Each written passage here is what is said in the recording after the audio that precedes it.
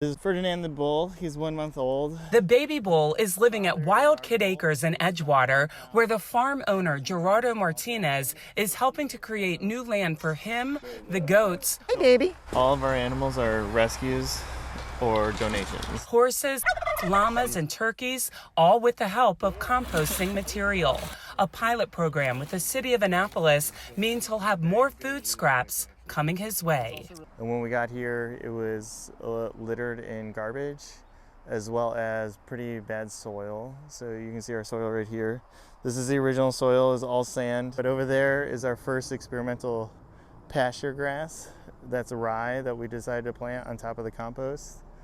Or the finished compost, and it's doing really, really well. He's had the property for 2 years, and part of his job was figuring out how to rejuvenate the soil for his animals and for gardening growth. And even in the wintertime, this will still be 150 degrees. So he asked Annapolis Compost to create these large piles of what's to become his new soil. For the next 6 months, people who live in the Hunt Meadow neighborhood in Annapolis can sign up for the pilot program, free curbside collection of kitchen scraps. Here you can see, I mean, this is like hot, this is like what is hot to the touch back here. And you can actually see like it's white, it's starting to, steaming a lot here.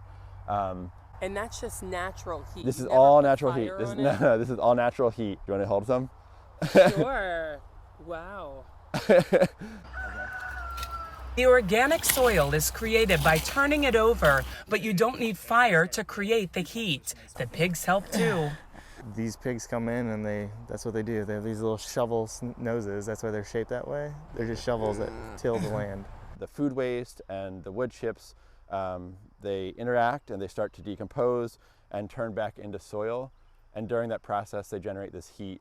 And it's important to keep these compost piles hot so everything breaks down. People toss out full sweet potatoes. There are onions in this pile. It will take about 3 months for them to become usable soil. As part of the pilot program, there's also a drop-off site at Truxton Park, which is a partnership with Annapolis Green and their grant money. So what's accepted here is more than what you can put in your backyard composting, simply because this is going to an area where the piles are 30 feet high and they get very hot very fast. And that's why we can accept bones and shellfish and meat and compostable plates. This all grew from collecting pumpkins for composting last year, and they realized people had an appetite for saving kitchen scraps. We had 5 bins just like this last fall, and I remember, setting them up and putting the signage up and thinking, oh, that's probably too many bins. Well, we ended up with more than 20 bins. That was 10,000 pounds of pumpkins kept out of landfills.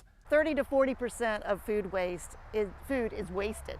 We don't eat it, we throw it out. Jackie Guild looks for new environmental programs for the city. This is the headwaters to the Road River right out that way. By amending the soil, it will improve the plant growth here, which will stabilize the soil and stabilize the slopes here to the Road River. The city is considering building its own composting facility.